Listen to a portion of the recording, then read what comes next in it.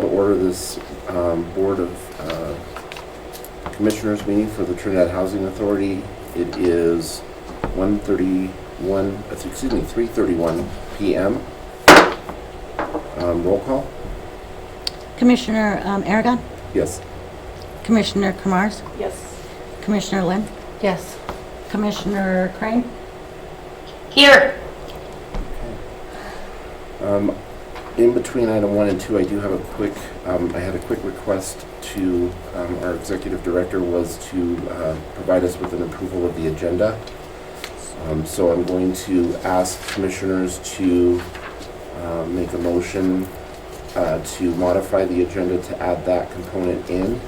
And in addition to that, because of the amount of items on the agenda this evening, I'm also asking that we bump item 10 on the agenda, which is new business discussion only, possible action item, executive session, and move that to item 13, and then move up the other items so that way we can go through all of our resolutions and then at the end go into executive session instead of the opposite. That way it's a little more efficient, and also because we won't have to ask Zach to and John to wait around for us.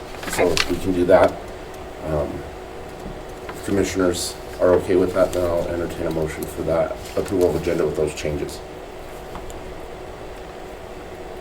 I make a motion to approve the change of the agenda as described by you. I can't repeat it. Sure. Can I get a second? Second. Okay, roll call. Commissioner Kamars? Yes. Commissioner Lynn? Yes. Commissioner Aragon? Yes. Commissioner Crane? Yes. Okay, thank you. Item 2, public comment, limited to 3 minutes per speaker. We have Randy on public comment, but he is also on your agenda. He's on the agenda as so he will well, be so under he'll old be- business. Okay. Do we have any other public comment? No one online? I have a signage sheet right there, so no Okay. one's on there. All right, thank you. Item 3, consideration and approval of meeting minutes of April 14th, 2025 board meeting. Commissioners, has everyone had a chance to review the minutes? And are there any questions, concerns, or changes to the minutes required? No. Okay. If not, then I'll entertain a motion. I make a motion to accept minutes of the April 14th board meeting. Okay. Seconded. Roll call? Commissioner Kamars? Yes. Commissioner Lynn? Yes. Commissioner Aragon? Yes. Commissioner Crane? Yes. And can you all speak us a little bit louder? I know it's so inconvenient and I apologize. But Sure. Absolutely. Okay. Thank you. Item 4, financial review, fiscal year end 2025. Quarter 4 data has not yet been received from CPA. Item A, review of balance sheet and income statement for fiscal year end 3/31/25 requested repeatedly from CPA but has not been received. Item B, year-to-date profit and loss income statements ending 3/31/2025 requested repeatedly from CPA but not received. Item C, rent roll review for each program for month end 4/30/2025. I'm going to go to right there and let's stop back up to A and B since those were the 2 items that have not been received. Have we gotten any feedback from the fee accountant why we were not receiving these yet? They're busy Still. still. And it's on down on the agenda, but I have contacted other agencies and are collecting information on who they're using. Even if they have an in-house, do they have an external as backup? Okay. And so I should have that information to say at least here's our choices Okay. on for our next meeting. But And we'll still need them though to close out what months they're going to have been responsible for, because ultimately we can't transfer books if they're not completed. Do they know already that we want to change? no, and it is with intent that I have not shared that yet. I want them to get their stuff done and not have that, oh, well, we really don't have to do what we need to do because we're going to lose this account anyway. So I have chosen not to communicate that Yeah. at this point. Okay. I think that's a good choice. Yeah. Okay. Any questions on items A or B, or any additional comments to the fee accountant concerns? We'll just have to put that on the next. Mhm. Yeah, if we can have that on the Agenda. next agenda for next month. For options? Yes. Okay. Until it's resolved. Okay. Yes. Back to item C, rent roll review for each program for month ending 4/30/2025. I'll turn the floor over to you, ma'am. So in your packet, you have the rent roll. So this rent roll does not have tenant identifying information with intent. But at the very back page, it does show what our average rent is. It also shows what our receivables has been. This is on the public housing side only. This does not reflect Section 8 because we are paying their portion. They don't pay anything. We're Right. paying the balance, so you will not see Section 8 in this report at all. And then this also does not include multifamily, which is Corazon Square. This is simply public housing only. Do you have this in an Excel spreadsheet?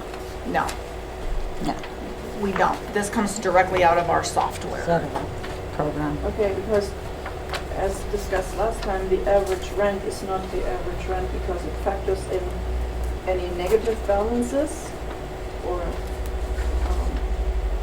reimbursements. And it factors in the vacant units, so it distorts the average. Right. And we talked with our software to see if we could export this. So far, they have not come up with a way that they can completely export.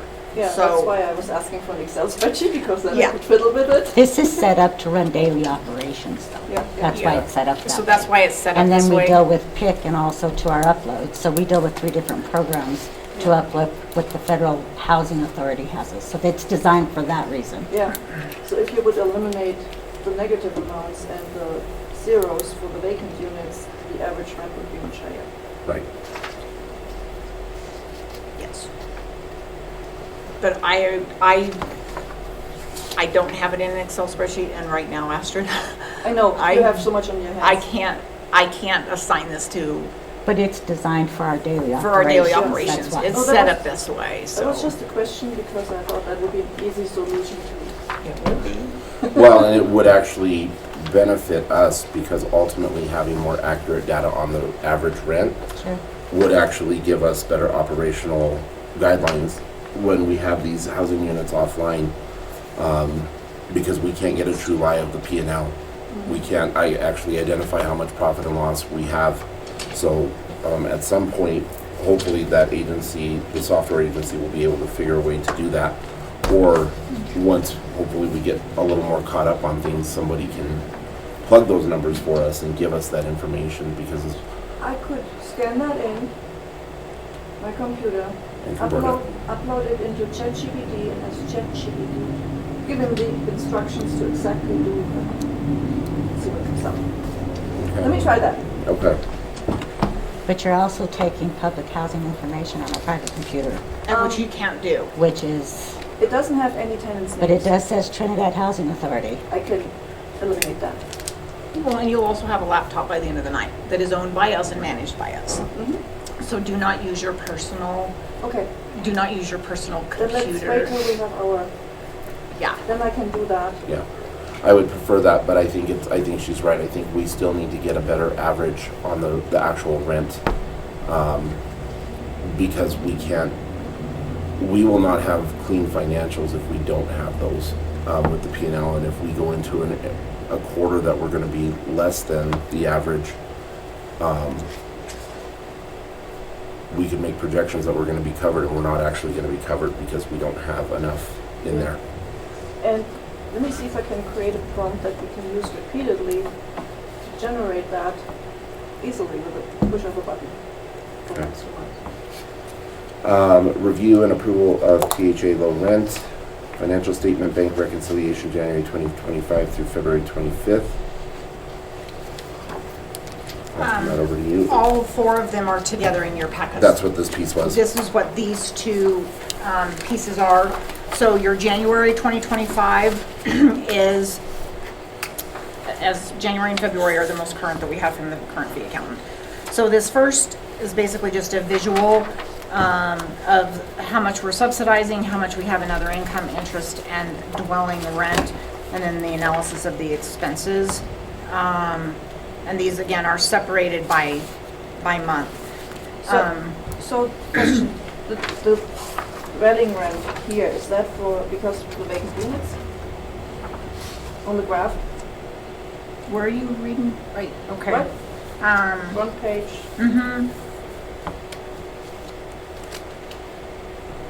This is your dwelling rent. If you look at, it's same color code as up above. yeah? So your dwelling rent, this is what the units that are currently rented, this is what we're subsidizing, It says non-routine. non-routine. So is this, I'm just trying to understand what this is.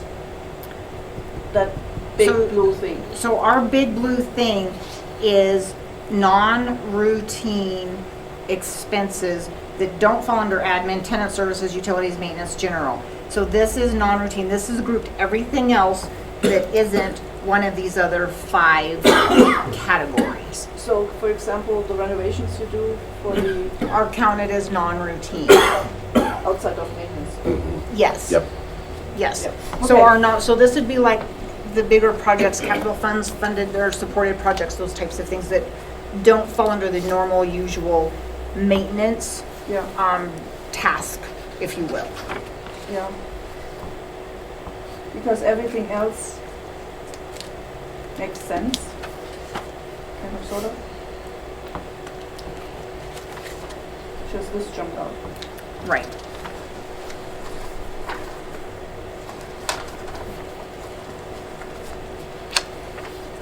Which I will, I don't know if you all noticed this, but did you see the significant increase between January and February on the electricity rate? Yeah, the jump. Yes, the jump. It's a jump. It's a huge jump. So we went from approximately 85,000 in January to 132,000. Wow. Yeah. Yes. So there's added expenses, and again, that's just prior to the actual electrical adjustments that the city imposed. Those started March 1. So that doesn't even have that What adjustment is yet. that then? Just more usage? More Much usage, more usage more usage within the community, within yeah. the community. So I anticipate we're gonna see some, and again, that's why having that more accurate average rent would be helpful, because then we would be able to project better of what the revenues might look like Yep. to cover those costs. And you need to look into solar and see something like that. So in response, I contacted HUD. They have nothing. They don't support it, they don't refute it, they just don't touch it. Okay. And he said, if you are interested, reach out to state, because state may, or there are other philanthropic agencies. If it was not a state-funded project, then it has to be HUD reviewed. But HUD by themselves, they said, we don't respond. We don't say, yes, you can, or no, you can't. My engineer, he said, reach out to the state and other philanthropic agencies. Just know that if you're gonna go philanthropic, we would have to approve before you went that route. But we had, Yes, HUD would have to approve if we went with a philanthropic okay. agency. So being worked on, I don't have enough information to say, oh, this would work for us, or it won't. I don't have that yet. And I've started we need to with, wait till everything with those tariffs shakes out, because the pricing is just correct, not reliable anymore. yes. But still, it's something we need to look into, because solar has become so dirt cheap Right. that even if you have to pay for it, it should be much lower than what the utility bill. And I'll try to turn around, Cindy, so I don't talk with my back to you, so it's hopefully easier for you to, it just hit me that I'm talking, you're looking at my back and you might not really hear everything, so I am sorry. Okay, so, That's okay, but it's I'm catching about every third word. Sorry, go ahead. So, item D is review and approval of THA low rent. Do we have any specific questions or concerns with the reconciliation reports and the balance sheets from January and February on that item?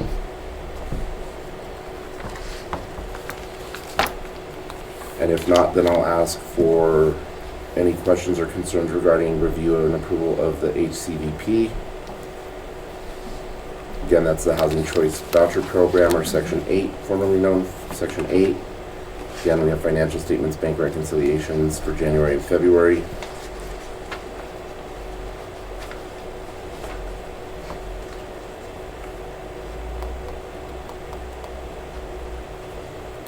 And then also in that packet is the review and approval of management fund, financial statements, bank reconciliations for January and February.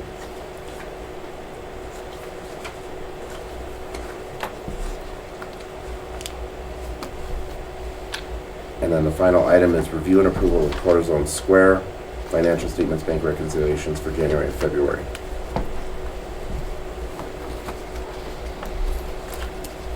And just as you're sorting through that, Commissioners, one of the things I would ask at the next meeting is if we can get a basically summation of the balance on record for each. So if you can just prepare to report what the balance for each of those programs at the end of that month looks like. Does that make sense? What do you mean by balance? So essentially, where did we end on our cash On the position? cash? Yeah, Yeah. on our cash position on each of those programs. I thought you meant that. Yeah, just so that we can make sure that that's on record. And if I have questions as I'm working on it, I'll reach out and say, Sure. hey, this is what I'm interpreting this to be. Yeah, so for instance, what I'll look at is like, right, so here's our operating fund, okay? So it looks like for end date 2/28/2025, our year-to-date, or our current was, total operating revenues was $94,088.07. Our year-to-date was $1,168,601.56. Our budget was $1,210,754 with a variance position of $42,152.44 in the positive on revenue. Does that make sense? Just so that we're, these right here, I was gonna say, it's your Okay. top section right yeah, here. these are your revenues. Yep. So that would give us our cash position on revenues, and then on our expenses would be total financial items. So for the current month, we had a total of $167,126.50 in expenses. Year-to-date is $329,207.39. And our variance is $146,707.39. Yep. So between the expenses and the revenues, the cash position of the agency as of February 28th, 2025 is $35,112.08 in the black. Does that make sense? Yep. Okay. It'll just make it easier so that we have that on record, and in the minutes that this is what our revenues, these were our expenses, and that's the cash And that's our position we're position. sitting. Okay. Okay. Commissioners, any questions on that? Will that make it easier for us to approve these items when we know the specific current month, year-to-dates, and the variances on those? Okay. All right. Is that a motion? So if there's no other discussion on the financials, for item 4, financial review, fiscal year 2025, I'll entertain a motion to approve the items as they stand on the agenda.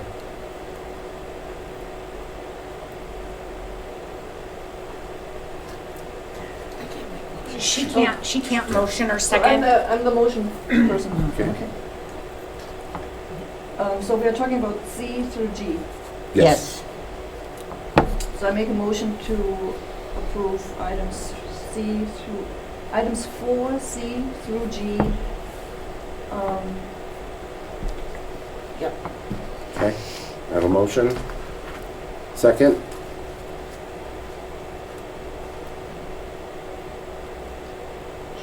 Commissioner Crane? She's given us, she's given a Yes, number second. two I'm a sorry. second. Thank you, ma'am. That was a second. Okay, I have a motion and a second. Roll call? But she has to abstain yes. for the minutes. So speak and just say Oh. you're abstaining because you're a tenant rep. Abstaining due to being a tenant rep. Okay, thank you. Roll call? Commissioner Kamars? Yes. Commissioner Crane? Commissioner, Yes, Commissioner Yes. Aragon? Okay, thank you. Yes. Yes, thank you. Okay. Item 5, occupancy report. So your next packet in your board packet is our occupancy and aging report. This specifically, your first 2 pages are public housing. This is run from our software. So this is nothing that we develop or run. We just run the report out of our software. So this basically says, it gives you your building number, your entity, so the size, the entity is 1 bedroom, 2 bedroom, unit number, and then whether it's vacant and approved undergoing modernization, if it's just vacant, ready for move-in. So this is basically the units that either do not have someone in them because they are either getting ready to have someone else move in or they are undergoing modernization. So that's what this first report reflects. The next one, again, is, excuse me, I have stuff going on with the allergies. This is basically the backup to these first 2 pages, so report number 3. These housing occupancy reports, this is done in-house with the backup. So the first one is our public housing occupancy report done by Keith Medina, who's our public housing occupancy specialist. Our efficiency, we have 1 unit offline, we have 22 occupied and 3 vacant. And that will, this movement, you will see a change every single month. Because we have people moving, we have units that we're taking offline, we have units that as they get done, we're bringing them back online. These are numbers that you likely will see a little bit of movement every month. And he breaks it out, so efficiency, 1 bedroom, 2 bedroom, 3 bedroom, 4 bedroom. And then the wait list report, right now, we have 12 people on our efficiency wait list. We have 14 people waiting for 1 bedrooms, 12 people for 2 bedrooms, 8 people for 3 bedroom units, and 4 people waiting for 4 bedroom units. So the number went up from last time. When do we see some of those units that are already on the list for a long time being finished and In process. I don't have an ETA of when they're going to be done yet. And part of it, it's dual fold. One where we have to wait on an annual basis to get funding approved by HUD. That's the spot that we're in now. So we're waiting sometime in May. We are supposed to have 2 years of funding dropped and available. in Kathy's computer, there were like 500 or 600,000 for 2023. And similar amount for 2024 that was already approved as far as I It was, understood you correctly. it was budgeted, 2024 and 2025 have been budgeted, not approved. And those are the 2 years that we're waiting for approval that should occur in May. So and 2023 is already allocated. Yeah. For these units? So the way I understand it, or the way that the research is that the 24 and 25 won't be approved until we've exhausted Thank the you. prior year. Correct. And I'm Yes. actually getting ready. I Yes. just got an email So yesterday. once we close the Yes. 23 books, then PUD can flip the switch on the 24, which then makes it available. The to money's there, continuous. it's locked. Yeah. We can't Correct. touch it yet. Okay. So as soon as she closes those books, then that switch flips, and then the continued Yes. Correct. whatever projects that were encumbered under that will continue under that amount. And she just got notified Monday that the funding, I'm able to do my annual plans for 25 and 26. So before, I'll start on that next week. Takes about a week to get everything done, uploaded in our Epic software. then we gotta get it obligated, she's gotta get approval, it's a process. Yeah. So, Yes. but we're working Yeah, on but we're 25 and working on it. 26 money now. Okay, no, it's just for me to understand how the whole system, She'll be notified when 24 is unlocked, Yeah, but we're how do I- working on 23 right now. how the money moves through the Yes. system. Yes. Because I saw it there. Right. Oh, no, that, it's there. It's She there, gets- it's just unlocking. Now, but to clarify though, correct me if I'm wrong, but if, let's say for instance, that 23 was in the 5-year plan, right? But then we never finished out that 23 funding to flip Yeah. on the 24, and we close out the 5-year as non-completed, then we send that money back, correct? And then we have to go through the new 5-year plan to get Yes. reinstated for the next. Yes, you And are correct. she makes very sure we don't We say that. we don't do that. Yeah. Yeah. No, I know you two were like hawks trying to retain those funds in-house or, And she Yes. has done a very good job at retaining everything possible. last time I asked you if you could give a little report for each of those units, what the status is of the renovation, what is still missing, what still needs to be done in order. Everything still needs to be done, quite honestly. We're in stages. It's staff limited, we are staff limited, and we are working through it. But I don't have a unit that I can say in the next 30 days will be back and open and running. We're not that close, Astrid, at all. Okay. And the secondary thing is, we're at, to a certain degree, we are at the mercy of contractors, because we are not their only customer at all. Understandable. Where are we at with the hiring of the project, or the operations? It is, That was my next question. it is in process, and it is waiting for approval from HUD Okay. on the person's qualifications. So as soon as they say, you're good and you're golden, You're good to go. we're good to go. And what I like to see with those reports is, where are the bottlenecks? Where can we maybe massage it a little bit to smoothen it out or to get stuff done faster? Well, because we have so many units in a construction project, you need to line up all the contractors or the subcontractors to make sure you don't have big periods where nothing is happening. Right. And I think we have that opportunity with those units, given that some of them are in different stages. I think the good thing of that'll be though is that once we get the ops director on, they'll be the one to do that assessment. They'll be the one to go Correct. into each of those 17 units and look at where we're at, what is bottleneck, what's going on with the contractors. Yeah. They'll be the ones to bring that report to the board, so that we can move on those much quicker. But you're right, I mean, with your current staffing, there's no way that any of you can keep up with all of that process. So, do we have kind of an end date for HUD to approve that position yet? None. None. It's how it's working through a process. And if one person says yes, then it rolls up, and then it rolls up, and then it rolls up. This ultimately will be reviewed probably by HUD in DC. And then it just rolls back down. So does HUD move as fast as I think they should? No. Nope. Please show me a governmental agency that does move quick. I will move into that government agency for I a do have a job. question on that piece though, is so, the candidates, you guys had already interviewed for the candidates, correct?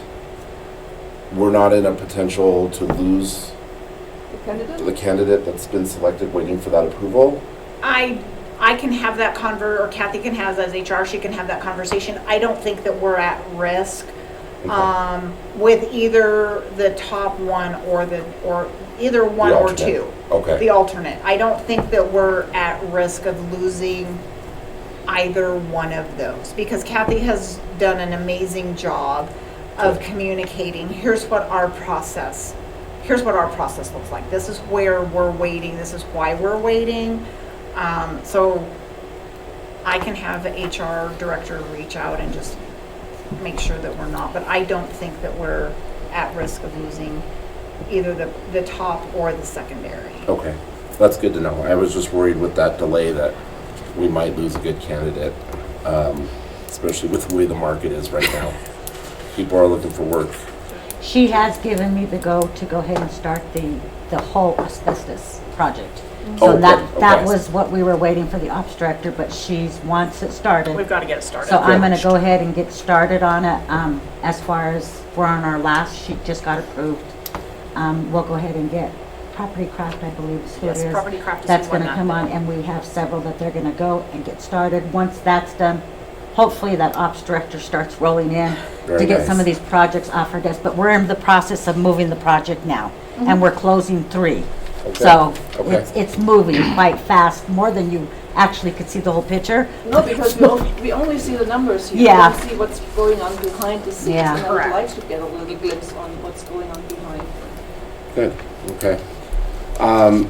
Any questions on the occupancy reports provided April 2025?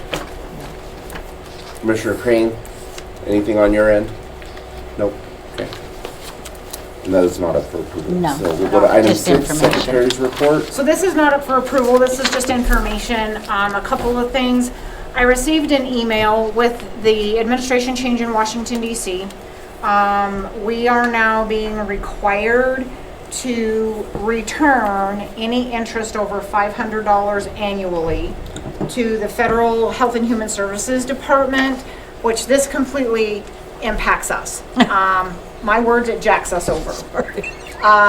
Because when we will have to repay or return about $1,300 from the interest that we earned last year because of this notice. And so this is not something that I can challenge. It is what it is. So federally, Health and Human Services will get lots of money from public housing agencies that, in my opinion, only that housing agency could use, because we use that interest to better our agency. Well, now we're having to return it. So this is information. It's not an action item. Again, we're now required to return. So, but what that means is we don't need to chase for higher yields by putting the money out longer. You could just keep No. it in a money market account where you can access it any day. Exactly. Exactly. Yes. Yep, and I highly doubt Health and Human Services will see much of an impact going I was down. gonna say, by the beyond- time it trickles. I It doubt will if not, your I don't think that it will department trickle see down. So any. what I have to pay, I don't think that you're going to see the benefit in your department no, locally. no. It will never reach, No. my opinion is it will never reach. Turn to that, No. but there you go. No, So- I don't see any of this money trickling down to human services or health departments throughout any of the country at this point. I'll be honest. No, you're right. And this is from the Office of Management and Budget at the federal level, so Yes. it is what it is. Yeah, I was well aware of this, actually. DHS received the same notification. I figured you did, So but it was quite interesting. We did ask actually where that funding was being utilized, since there was a projected, I forget how many millions of dollars was projected for return. It's astronomical. outrageous. It's It was in astronomical. it was in a conference call. I didn't write it down. It was a training or conference call that I was on. I remember thinking, that can't even be. But I didn't write it down, so I can't even tell you, but I thought it was off the charts. But it is what it is. I just really feel like this requires a conversation with all of our financial institutions. And it really does impact financially the decisions that I make and that I bring to you moving forward. Because if all we can keep is $500 a year, then that governs. I am of the opinion and the belief that it is my duty and my responsibility to make as much as I can, as fast as I can, for as long as I can. Yeah. This completely derails that, in my Well, opinion. It also counters what the established PHAs were originally intended to do, right? Public housing authorities were originally intended to be self-sufficient. They were not supposed to be completely dependent upon federal funding based on rent rolls and ability to increase, services. By doing this, it cuts us at the knee as a PHA, and we basically are no longer able to project 100% sustainability, independent sustainability. We're going to be reliant upon what federal grants we can get in order to move forward with projects, and that's it's an unrealistic ask of public housing authorities across the U.S. Correct. It will be a challenge for everybody. Correct. So again, I wanted to share that with you, and so that you guys are advised that we are going to be returning, and that again, it governs the decisions that I make and that I bring forward to say, hey, if we only go into this CD for 7 months, this is what we're going to get. If I'm going to get an interest or a dividend check at the end of the year, then I'm going to have to turn it back in. Yeah. So, I So also, they're shooting themselves in the foot with that. yeah, I also wonder if City Hall is aware of this, and should we have conversation with them?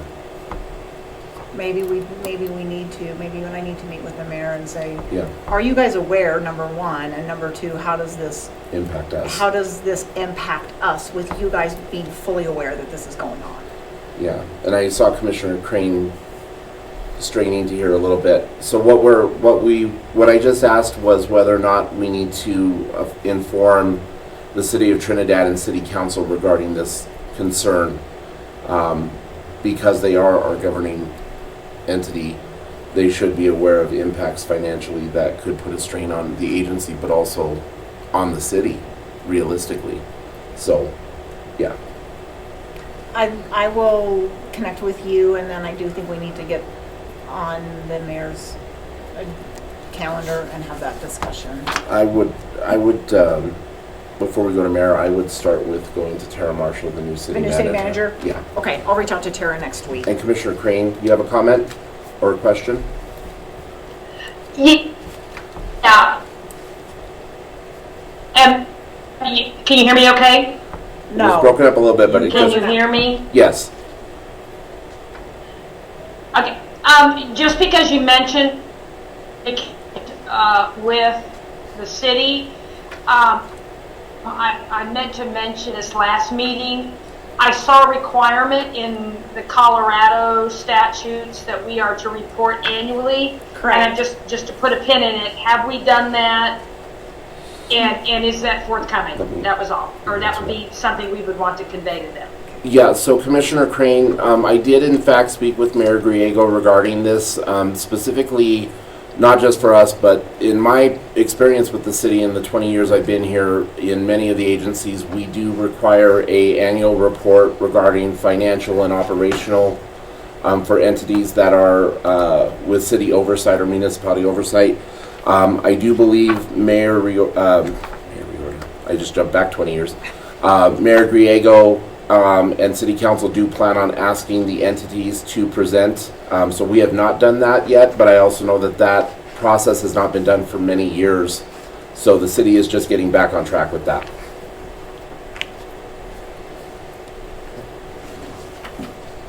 Any other items you wanted to Yes, report on? one more thing. I had reached out, we had already talked about the solar. In response to that house that was up on Nevada, I Yeah, think. Because I reached out to HUD and said, it's in foreclosure, it's a HUD-backed mortgage. Can we even access as a potential? Yeah?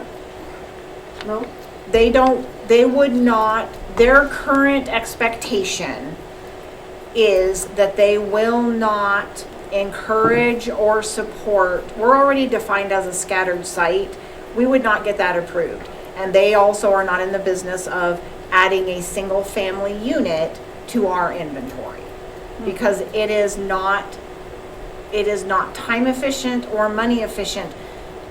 We're already scattered, and to add one more scatter would not be backed. It was worth a question. I thought it was a great question. It was a great conversation to have. Yeah. It's just good to know their perspective. Yeah, so their perspective is scattered sites would not get approval currently. Okay. And so last Friday when we did our tour, the carbon units, and that's one of the things that are under review and discussion later on, we would not get approval to build another duplex at all, because it's not time and money efficient to have a duplex. So they're on the public housing side specifically is what I'm talking about. They want multi-use planned neighborhoods, apartment complexes, in plain language.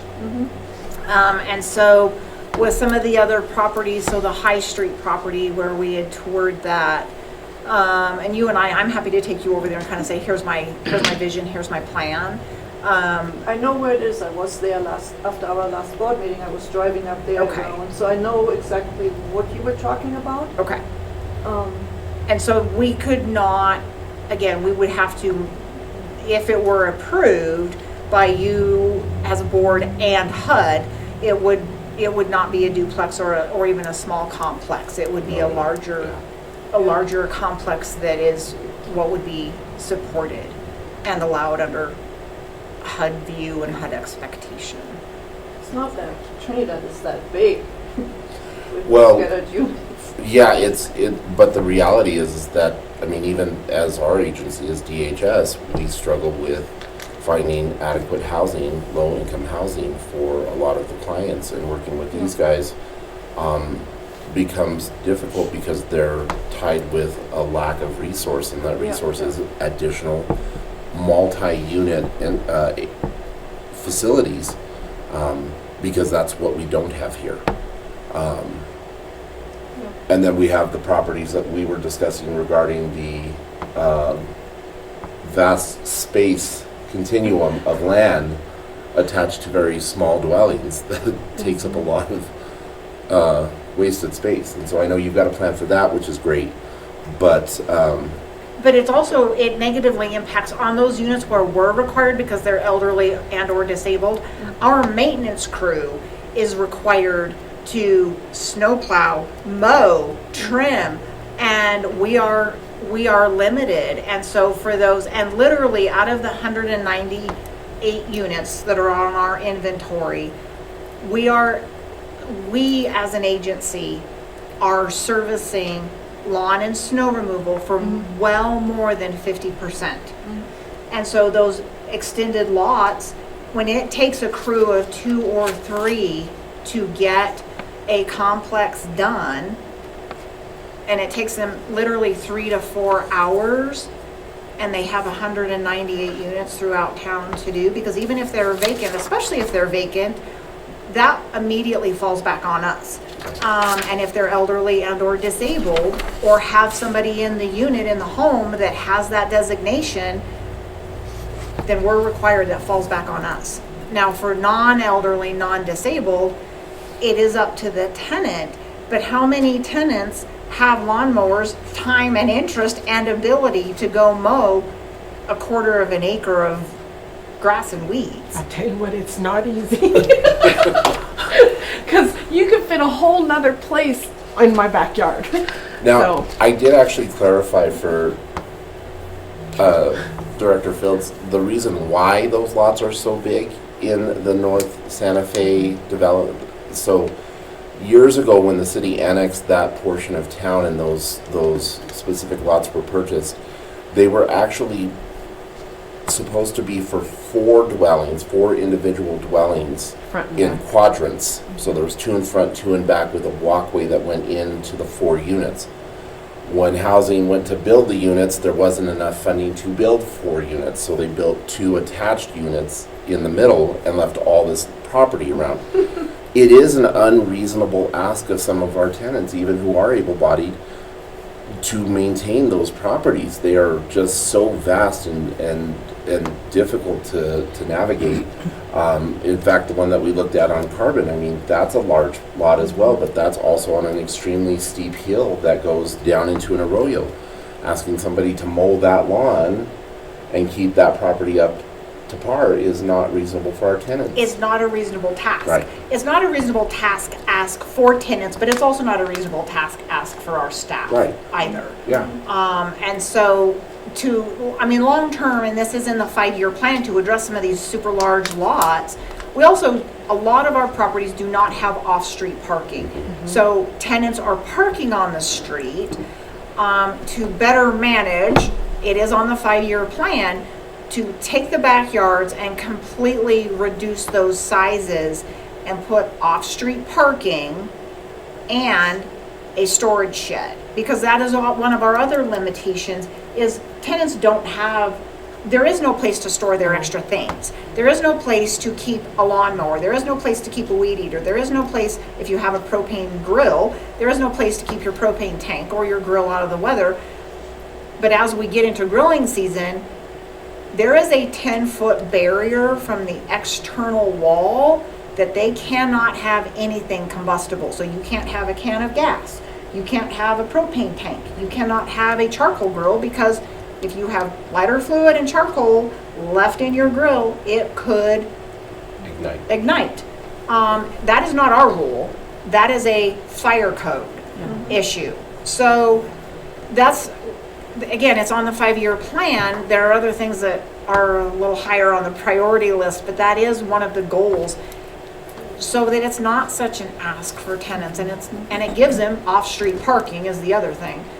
But it's also not such a task issue for our maintenance staff. To our tenant rep, I'm gonna look, because in disclosure, our tenant rep is directly located across from my private home, my private residence, and she's encountered some major challenges with one on-street parking and not having the off-street parking. Yeah, my car got smashed like 2 years ago, completely totaled, and I couldn't do anything about it. And you're, unfortunately, Christina, you're not the first Oh, no, or the yeah. only. And this conversation exactly is what started when I first started here, because I had somebody else that was up on the north side. Her car had been hit for the 3rd time. Yeah. And she's like, I don't know who hits my car, but my insurance is just going up because it's falling on me to try and repair my car so that I can get back and forth to work. Yeah. And so, again, that's kind of, cars being wrecked is what started the whole conversation for me to say, we have to come up with a legitimate workable solution. Yeah. But it also becomes, to me, as we take down the size of excessive backyards, it does give you off-street parking. You're parking by your own unit. Part of that is really also working with the city to look at what is the security light situation in the backyards or alleyways, so that cars aren't getting broken into, is a consideration that has to be part of the conversation as we roll it out. So Is something in future thought of maybe having cameras facing front and back if we do something like that? HUD does not support the purchase of camera systems. Because they don't necessarily support the whole idea that it's security. To Right. say that we don't do that, I'm not going to say that, because I do think, while I may not be able to use taxpayer funds to fund that, there are other avenues of funding streams. So if we found another grant from some philanthropic agency, again, HUD has to give their stamp of approval, but I do think that I can make a pretty decent argument that camera systems are security. Sometimes, and if they are known that they are out there, it can also be a crime prevention tool. Yeah. That, hey, you're on security camera. And Corazon Square is a different program. It is not public housing. But we have cameras inside and outside of that building for that exact reason. It becomes a security as part of our security system down there. Again, I can make a pretty decent argument, I think, on the public housing side that says, as we roll this out, this needs to be part of that project. That'd be, You know what I would be really interested to know, especially going back to kind of the discussion about the fee account and reaching out to other agencies.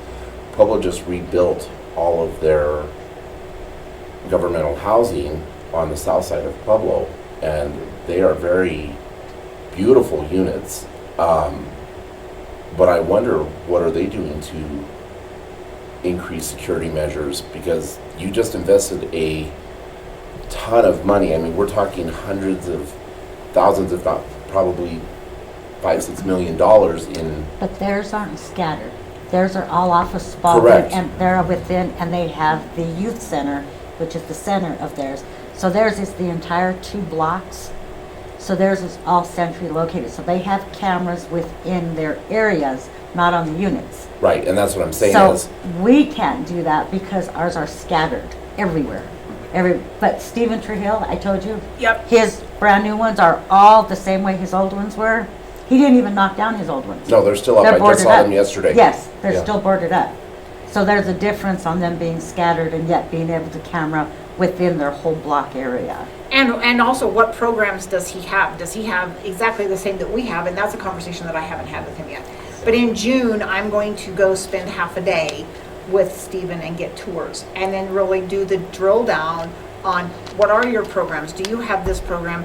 And how are you funded is the other thing, because how, they may have the same program, but if they have a different funding stream, that may be governing what he's doing.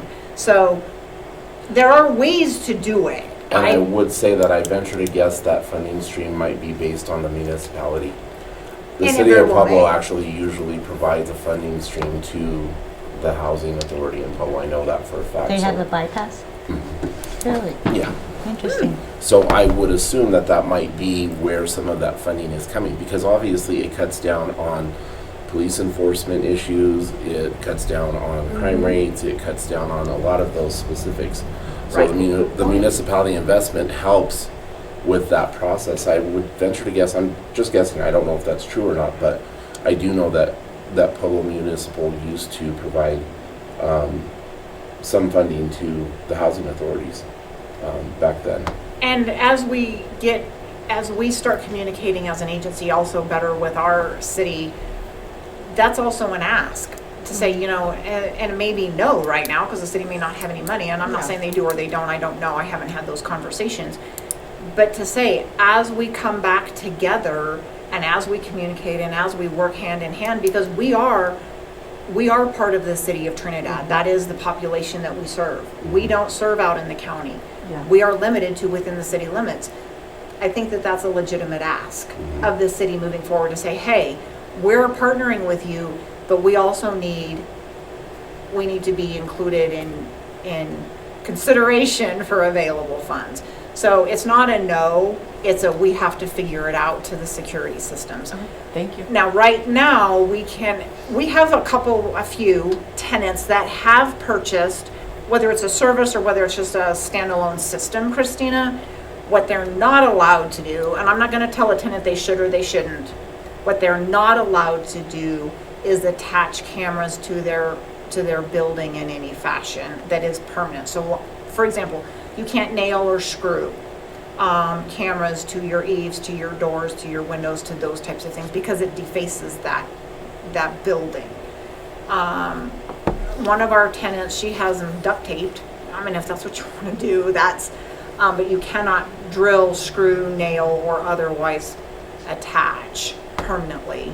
Okay. But it is under consideration as part of this longer, bigger project, because if we can decrease the crime rate, if we can decrease the enforcement for law enforcement, there are other things going on in town, but, so, those are kind of, it may be, it may be 2 to 3 years out, but that is absolutely on the 5-year plan. And if it doesn't get done in this 5-year plan, we're allowed to roll it forward. We just have to show that we're making progress. Yeah, So, thank you. Okay.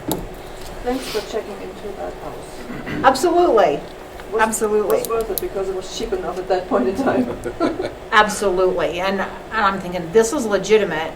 I mean, I see the validity to it, but I also see that it's not legitimate when it's one more single-family home that our maintenance would have to manage and respond and maintain.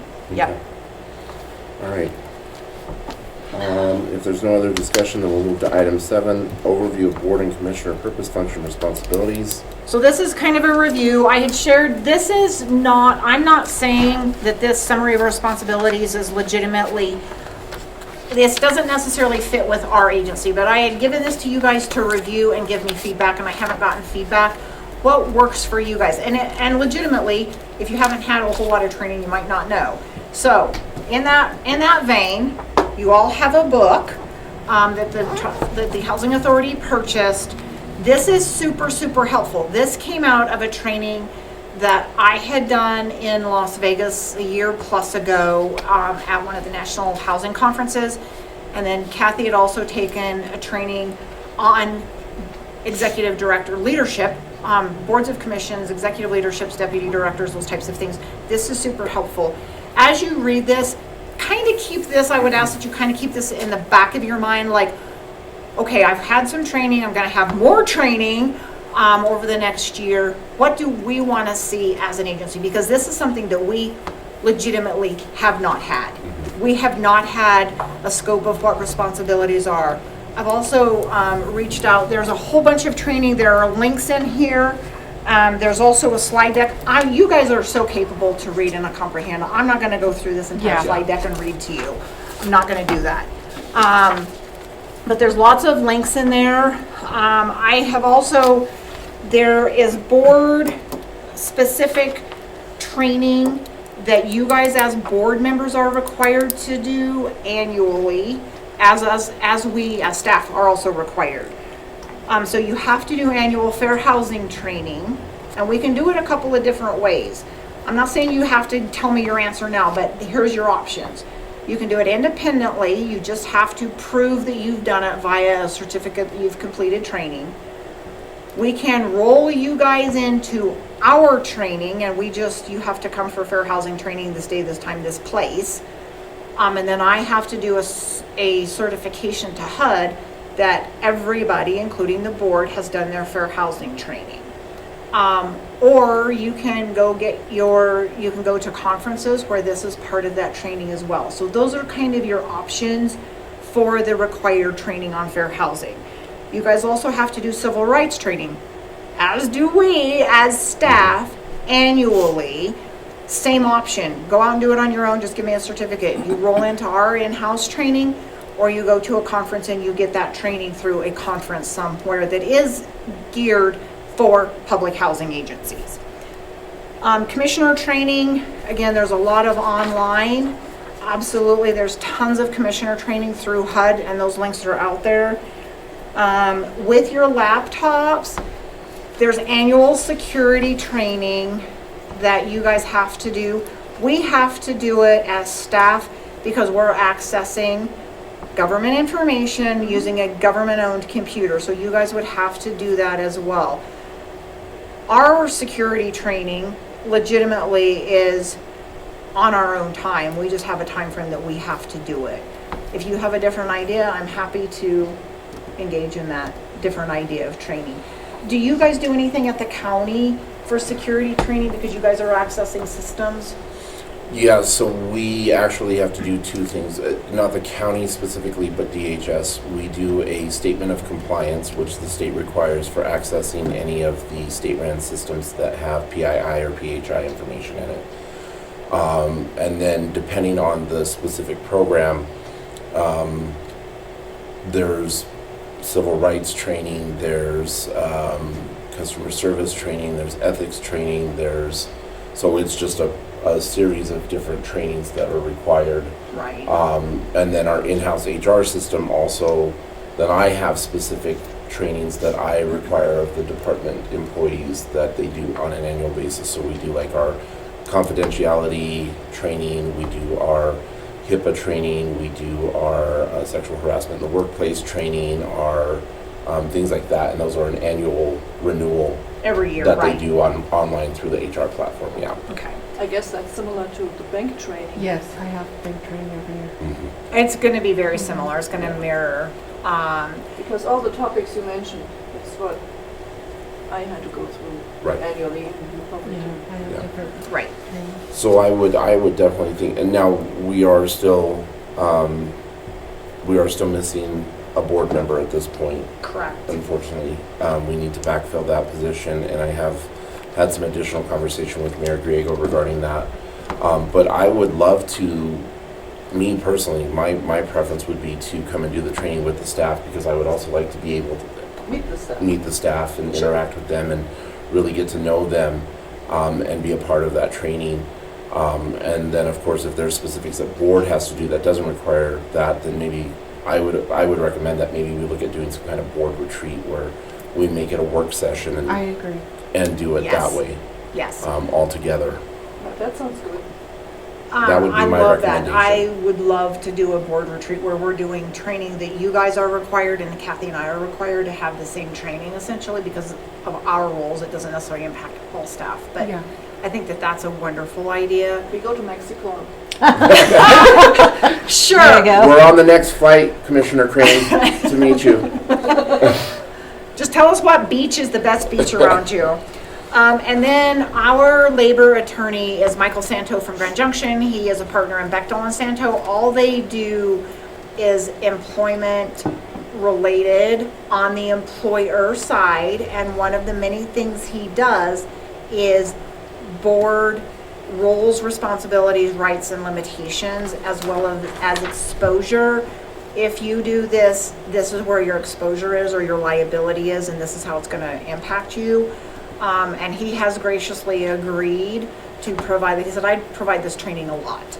Now, he is not going to probably drive over here from Grand Junction unless we want to pay him a healthy sum, but he would do it via Zoom, and we just would need to coordinate with his calendar and all of ours as well. So those are trainings that you guys kind of need to be aware of and fully do, which ties into adding, our bylaws are outdated. We've talked about this before.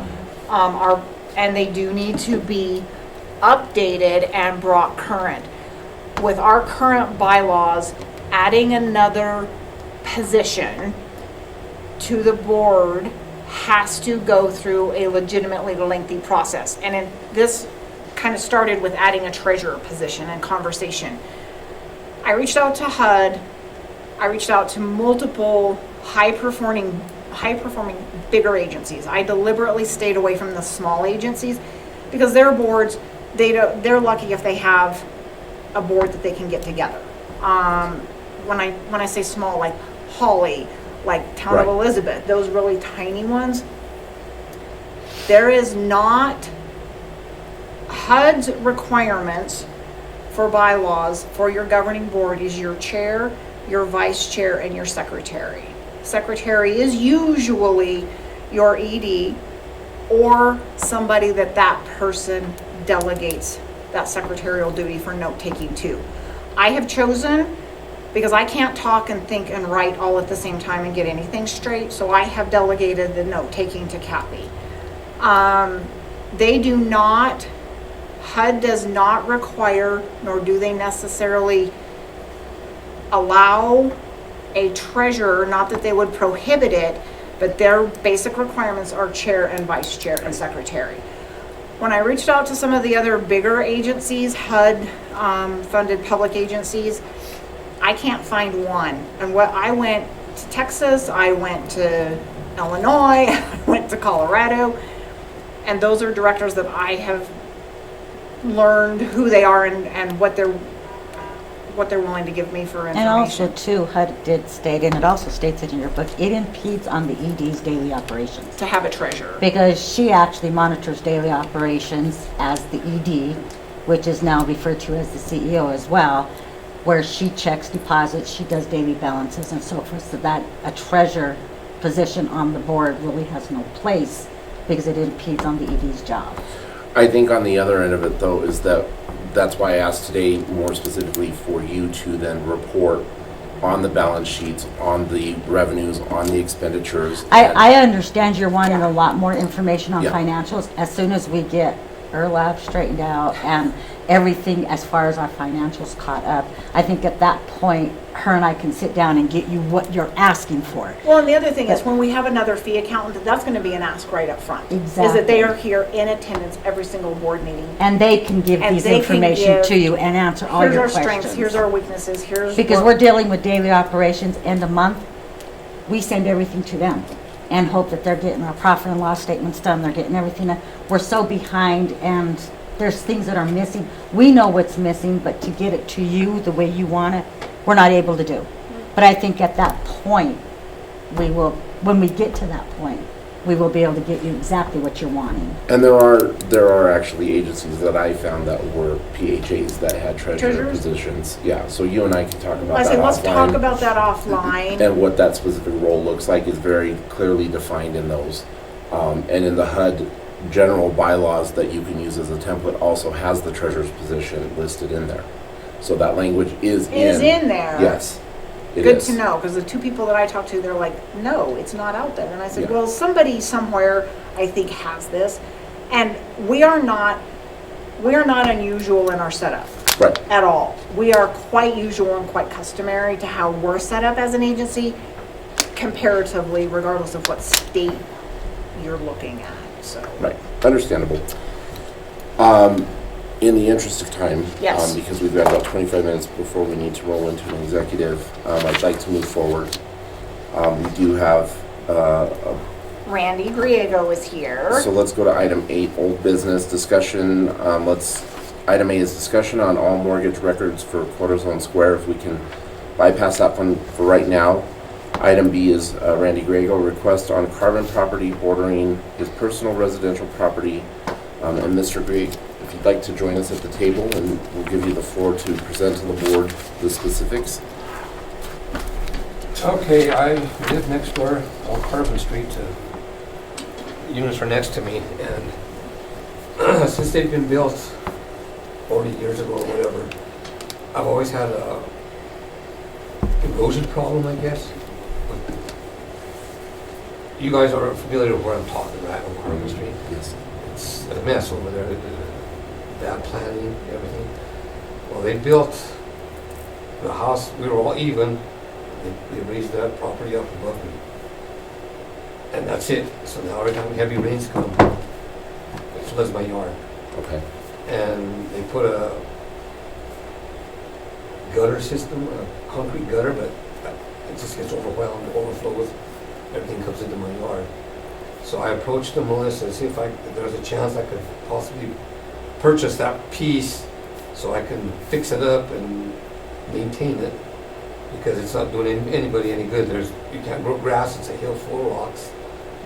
There's several years ago, a power light pole snapped, and they had to come through my yard to get to it because they couldn't back their trucks up to get to that. So it's just, I need a little more room in my yard too, so I just wanted to know if there's a possibility we could look at that. I didn't put nothing together because I really haven't had time. It's kind of last minute when Melissa called me. And 3 years ago I asked about this, and this is the most response I've gotten, because 3 years ago, I was not here for the record. right, so it's been ongoing for 40 some years, and it's just, if we can look into it, I'll put something together for you to, give you more details. I got a couple of pictures here, but I don't know if that's going to help or not, but. Yeah, I think from my perspective is we want to do a couple of things. One, I'd like to speak with our legal counsel to see what that transition or that transaction might look like for you. I think I would like to have more specifics on specifically like where your property line ends and what amount of, I guess like an easement almost you're looking at Right. in encumbering in order to do that. So I'd like to have more information on what that would look like. I'd also like to know from your end what specifically that would look like in changing the property line to the housing unit next door, because that's going to have an obvious access impact if there's limited space to get in. I don't know how wide. I don't know, and I Okay. don't know what that distance is. Okay. Different county, different situation. We had neighbors that were encroaching on our personal lot, and our legal counsel said you have to have a minimum of 10 feet from the edge of your personal, Yeah. your dwelling to the lot line Right. for access. Correct. I haven't gone over to Randy's and measured Okay.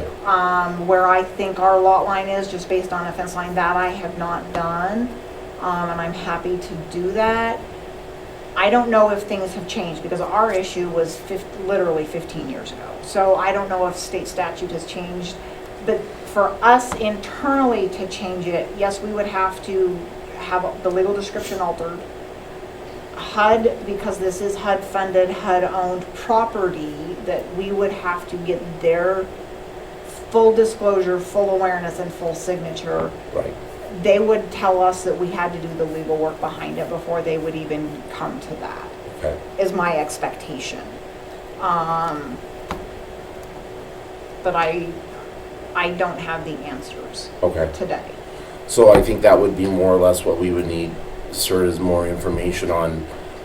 We're going to have to ask legal specifically what is the distance between the dwelling and the property line for that access. Does it impact that component? I don't know how much distance is between your property line and that next building over.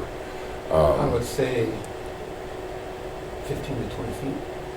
Okay, so I mean, it could be, And what I'm looking for is maybe like 6 feet where that power pole is. So it's not a whole big chunk of land, and it's just a slope all the way down. Sure. And all the years that everybody's been there, there's been no tenants haven't taken care of it. Okay. You know, maybe some did, but then the next ones came in, they didn't. And it's just repeating. So, and you might not know this, Randy, is that power pole on the line as far as you know? Like, is that the No, property? it's more Okay. on On our our side? side, but because of the slope of that land, they couldn't back a truck up to get their auger in or whatever. So they had to come into my yard and go over the top and replace it. It snapped, I guess it rotted out at the bottom or whatever. So it was, I don't think, without a lot of work by you to level that out from, if it happens again, you know, I don't, you'd have to have access somehow or another, so I wouldn't know Sure. how it would be done again. That was the only way that they could do it. I mean, I had no problem letting them do it because my power lines were coming off of it, so I had to get it done. But just that back area, it's just, it's, like I said, you've been there, so you know I know the poor slope of planning the back part of the it. back part is right next to me, and the ones you saw down where the vehicle went through. Yeah, those are the ones we Those looked are at. bad, and this is just about, pretty much the same. It's Okay. everything is downhill. Can't water it if there's lawn because the water runs off.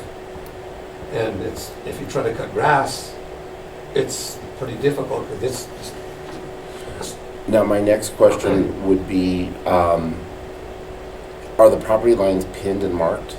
mine is. Yours is. Mine is, but where housing is, coming up the alley is basically my driveway.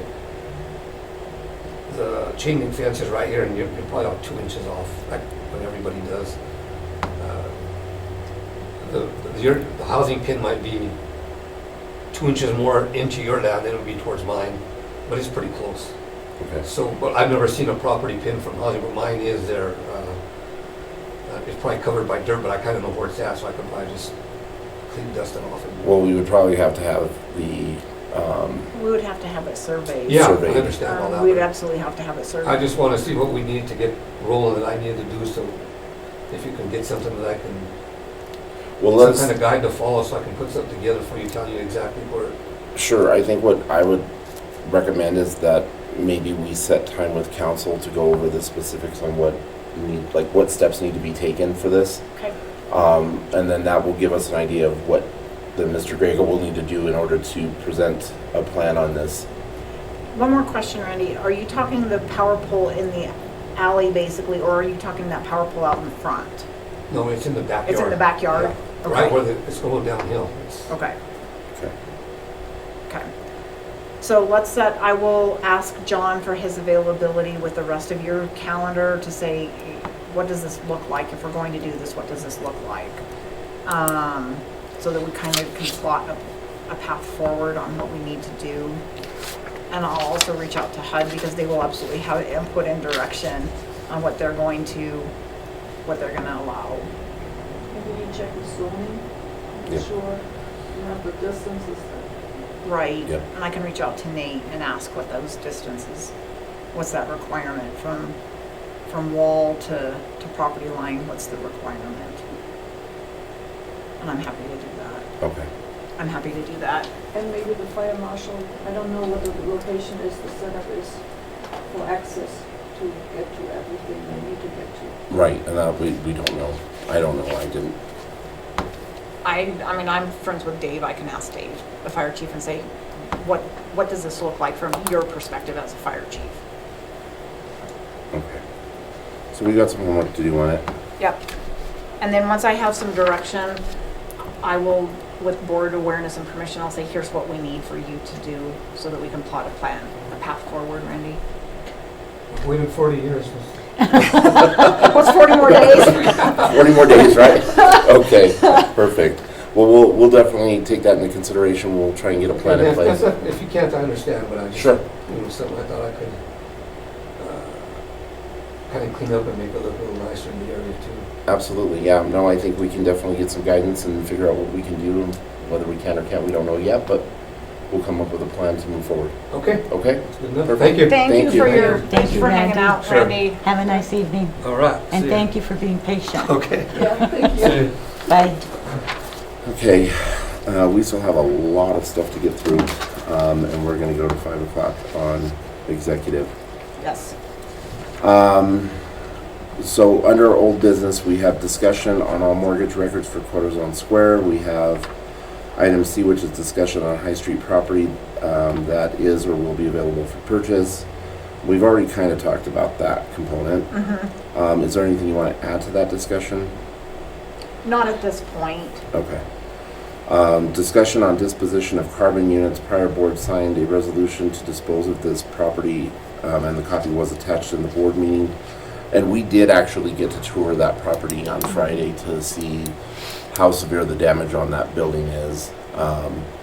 And Is that building on the property that's in question here? no, It's right It's up just the on the same block. street. It's on the same street. Yeah. It's, so from the buildings that were damaged, there's those buildings, then there's, No, it's just, it's okay. it's on Yeah. the same street, not next door. Yeah. Okay. And then discussion update on Mark development through Commonwealth. Maybe can we table that item for next? Yes. Okay, that's fine. so let's try to get through mortgage records on Quarterzone Square. There are lots of them. So this additional packet, and this might be something that you guys need to actually look, and we might need to table this as well. I would say so. So this extra packet, not your board packet, but this extra packet that was in front of your place, this is all of the title work. Since that building was built in 1983. So this is first and second and third mortgage information is in here, title transfers, release of promissory notes, all of those things are in here. So I would recommend, Chairman, that I will we wait through that. that we need to table this discussion to give you guys a chance to fully read. In your packet, Hold on, let me ask Yes. this real quick. uh-huh, Commissioner Crane, can you hear me okay?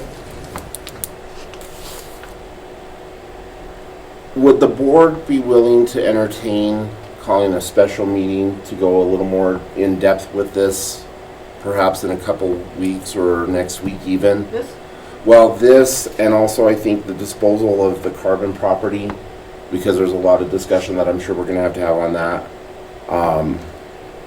like a work session? so do you want to schedule a work session in 2 weeks, kind of midway between this meeting and the next meeting? And then that will give you guys a chance to review, bring forward questions that I can get answers for, and then we can hopefully have some clarification at the next board meeting? I think so.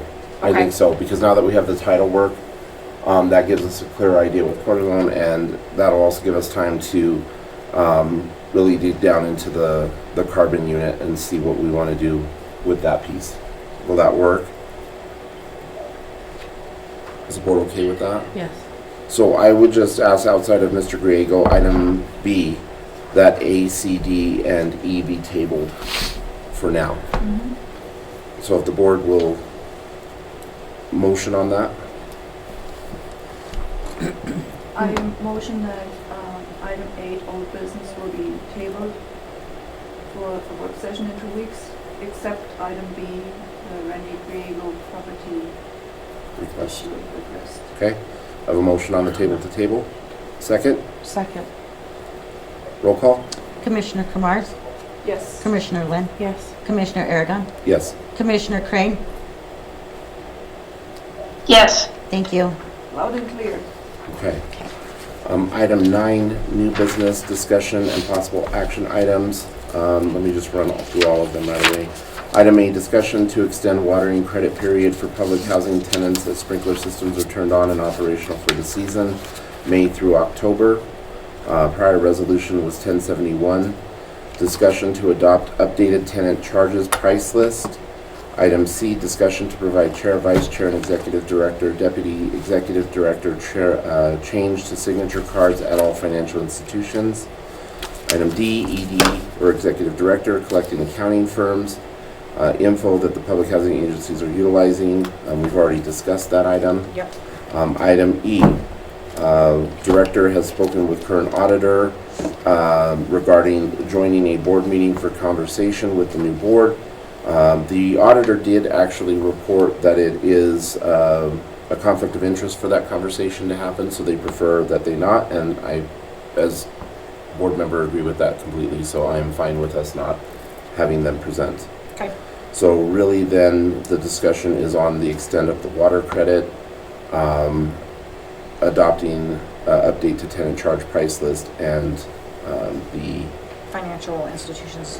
change of signature cards for banks. Yes. Okay? I will open it up to you, ma'am. Okay, so every year, because we have some of our housing units that do have sprinkler systems to maintain the grass, historically, we, board and leadership, has extended watering credits to those tenants that see an increase in their water bills because of those sprinkler systems kicking on and being turned on. And so historically, it is May through October that the tenant has to bring in their water bill showing the increase. They still have to pay their normal usage fees. We do not change. So how do you know what you're taking the normal usage during the year, divided by whatever month they're not irrigating? So we look at, when they bring in a bill and they say, and then we work with the utility department, what's their normal usage? And we start seeing that spike.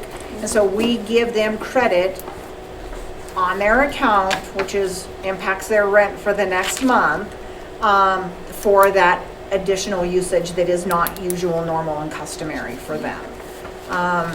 Because we have tenants that, of course, because they're in housing, are already lower income folks, and when their sprinkler systems kick on, it has a huge negative impact on their ability to pay their utility bills. And so we have historically and routinely, we pay for that excess use.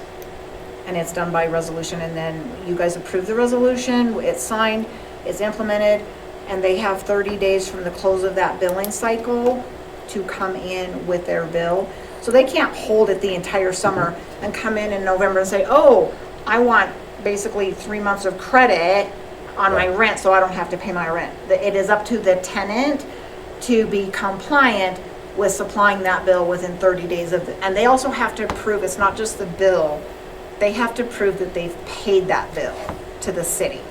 So they get a reimbursement. So they basically get a reimbursement that comes into their account, and we deduct that from the next month's rent, is how that process internally works. Okay. Tenant charges, our tenant charges price list, your new one is part of your packet. Our current tenant price list, these are prices that we would pass along to tenants if they break something, if they steal something, this is not addressing normal wear and tear. This is something that is intentionally through neglect or abuse, has been damaged, ripped, torn, broken, punched, those types of things. Our current price list has not been updated since 2009. I am going on 15 years outdated. So this one. So Yes. this is the new one. These are current prices that were being charged. This legitimately should be an annual Yeah, review. a review, yeah. It should not be 15 years outdated. So we had somebody that her kid punched holes in the bedroom closet doors and the wall. And I could only charge her what we charged her in 2009 because I did not have a current price list. Right. So we are eating the cost instead of rolling it back to the tenant. We are literally losing money when we cannot charge what we're being charged when we go buy a new door. Right. Two of the things that I want to make sure that you guys are aware of on the new tenant price list, we have not charged for labor. We charged what's called hard cost. So if somebody broke a door, we were simply charging them the replacement from 2009 cost of the door. That was not taking into account the staff time to prep that door, to remove the old door, prep the new door, and then go hang the new door. Those labor charges need to be rolled back to the tenant if they're going to abuse and rip up. Those labor charges need to be put back. And if they have to go in on a night or a weekend, then I'm already incurring time and a half automatically, and those costs Sure. need to be rolled back to that tenant. Now, nights and weekends is one thing. Do we also account for holidays? Holidays, it needs to be accounted for as well. So if they if they rip their front door off on 4th of July because they're being stupid, that needs to be rolled back to them, because I'm being charged that when I have staff that have to go out. The other thing, when somebody, and we have tenants that forget that they should take their keys with them, and so if somebody's going to get called out, if a maintenance man is going to get called out because they are drunk walking their happy little rear end home after they've been at the bar for 6 hours, why am I just saying, okay, I'm just going to pay, you're going to get charged $25? No, they need to be charged. If it's a lockout, it needs to be charged accordingly. And it needs to sting enough that they kind of learn, because $25 doesn't matter, it's not enough, but I'm interrupting somebody's sleep if they're sleeping, and it becomes a 2 to 3 hour for them to be awakened, get dressed, get home, and try to go back to sleep. So, Well, but even at that, if you look at this chart of new charges, this is still significantly less than a lot of landlords would charge for replacement of those types of situations. correct. So, okay. There's no charge for labor here. It's on the very It's top, on the very top where it per man says per hour. per man per hour. Oh, there, yeah, sorry. I It- looked at the categories. Yeah, it's there. Uh-huh. And the other thing is, when somebody locks themselves out of their house, even during working hours, that's a cost that we're incurring, because we're calling maintenance. They're leaving what task they're doing to go drive across town, to go unlock somebody's door, to then go back to Right. what they were doing. And so historically, we have not charged during work hours. Legitimately, we need to be charging during work hours, because I am losing production when I have to say, hey, Susie Q over at 518 Main locked herself out again. Right. So, Okay. So you're a tenant. Would you agree to that? I'm a single mom too, so no. I mean, I understand the charges, and to an extent, yeah, I have no problems with any of that. I mean, I understand. I mean, of course, like emergency wise, if somebody, God forbid, had a heart attack, fell through the door or the window, I mean, how would those charges look? And I'm not speaking myself in general, just in general. if it were neglect or abuse, that's where they're going to be All those extra charged back. charges. Okay. If somebody says, hey, my spouse had a heart attack and broke the window as they fell, that's not neglect or abuse. That's a medical condition. Yeah.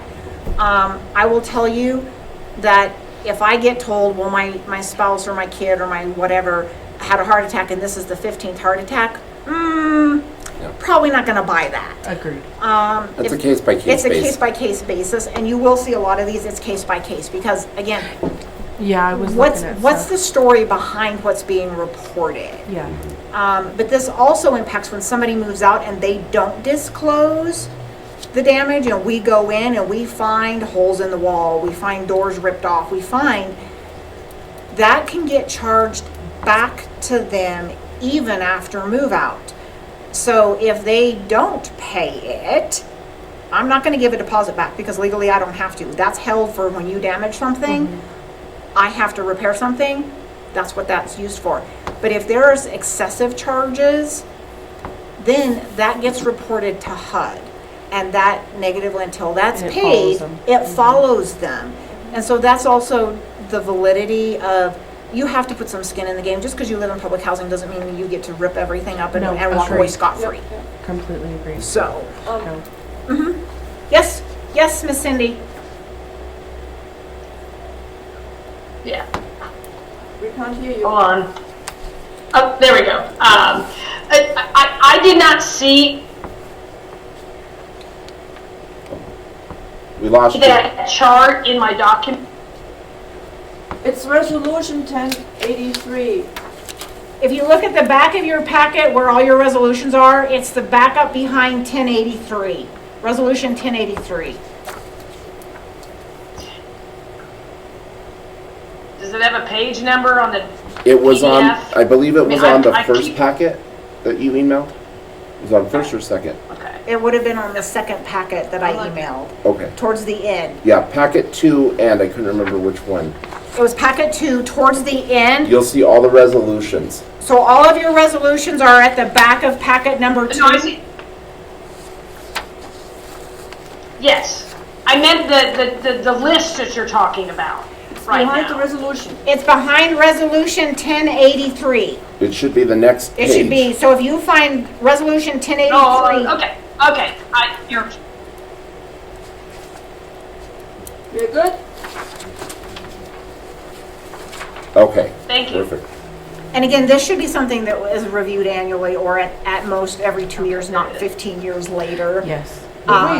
Because as, you know, as our costs go up, they need to be rolled forward if it's, you know, abuse, neglect, Yeah. refusal to do what they need to do. Do you inform the tenants about this? Do they get the list? They were Yes. already informed on their statement. They're that it's already vis- informed that it's they coming can to view it. inspect it, and they can come in and they can view it. If they want a copy mailed to them, I'm happy to acknowledge and oblige. But they, yes, they are advised, pay attention, please note, your tenant charges are going to change. Okay. And they have full access to it. I have chosen my decision. I'm not going to send the entire list with their statement because that automatically, the weight difference will more than double our postage on a per. But it's advised, they can come in and look at it. Again, if we have people that say, hey, can you either email it to me or And mail it it was to me? clearly stated on the statement that was sent out on the 22nd, Yes. that they can view it in the office. The only thing I would ask on this specifically is, say, for instance, somebody comes in and says, you know, again, my husband had a heart attack, he fell through the window, he broke the window, whatever. One, we're not requesting or requiring medical documentation, or are we in those types of situations? Because I don't think we can legally. Cannot. We Okay, can, I we thought so. cannot. But additional to that, if we deny somebody, like say we charge them and they say this was a pure accident, I didn't mean this, and we still charge them because we did not find enough Evidence? support or evidence to believe that, are we required to have any kind of grievance process with it? We normally, and to be quite honest with you, we normally do not. When Okay. where something broken and our crew and our carpenter go, they bring it back, tell us how much time, we charge it out. Sure. We have not ever been questioned or appealed on it because of those reasons. It's neglect. It's neglect. And Sure. 99.9% of the time, and I understand where your question's coming from, we have had one tenant, and this is the one from Stonewall that we've had, Yep. has some issues. Okay. However, they clearly know that, you know, Sure. it's part of you fixing it. Sure. You know, Yes. it's, If you It's part of decide your that you're lease. angry and you punch holes You know, and so- rip your doors off, and you're we going to have. get charged back Yeah. now. But Absolutely, it has but never I mean- come to that point as you're asking. And I Okay. think if it ever does, it's something she'd have to come to the board and say, hey, we're This gonna have is- to change something here. Yeah. And outside of the public housing space, this is normal. Yeah, this Yeah. is normal. Yes, Absolutely. agreed. Completely. Absolutely. How does it work as far as if, say, somebody broke into the house? Because I've actually had people trying to get into my daughter's windows. Like, they even take my chairs and put them at their windows trying to get in. So if somebody reported, I'm gonna look at you as an example, Please. Christina. So if you said, hey, we weren't home or we were asleep and somebody broke the window, I would ask, is there a police report? Did you file a police report? Because that automatically tells me, hey, wait a minute, there's an issue going on. If there's a police report, and then certainly if there's an arrest, I'm gonna ask you, either you go after restitution for whoever's arrested and convicted, or I'm going to go after restitution for whoever's arrested and convicted because they've done damage. Now, if they got through and stole or whatever, I can't claim your personal effects on my, No, of on my course. claim. Yeah. But if you said, hey, somebody tried to break into my window and they broke the window again, did you do a police report? Did you file a police report?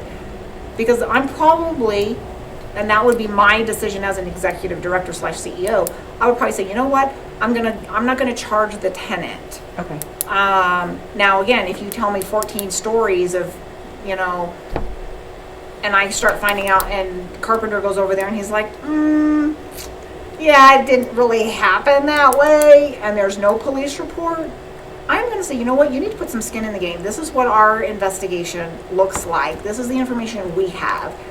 You chose not to file a police report for whatever reason, and I don't need to know the reason, but you didn't. And it's very skilled. They've seen this for years, say, yeah, it didn't really happen that way. Yeah. I'm probably gonna say, you know what? That's No, on and the I outside, agree. not on the Yeah. inside. Yeah. Correct. Yeah. I mean, then there's basic things like that. I mean, and we had somebody, she said I was helping my son practice baseball and we broke a window. Fully acknowledged. She goes, I know, I'm gonna pay for it. Great. Then there's no issue. Yeah. So, and I think, I mean, there's always the one off. It's not so black and white that it's either this or it's this. It's not that black and white. There are always one offs.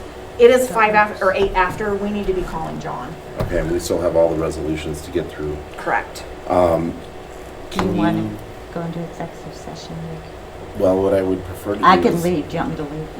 No. Can we just get a hold of John real quick and see if he can give us like another 6 to 7 minutes? Okay. I would prefer to do the resolutions and get it wrapped up Okay. and then go into executive. Okay. Let me call him and see if he can hang loose with us for a minute. Tell him I apologize, we were trying to get through it as fast as possible, but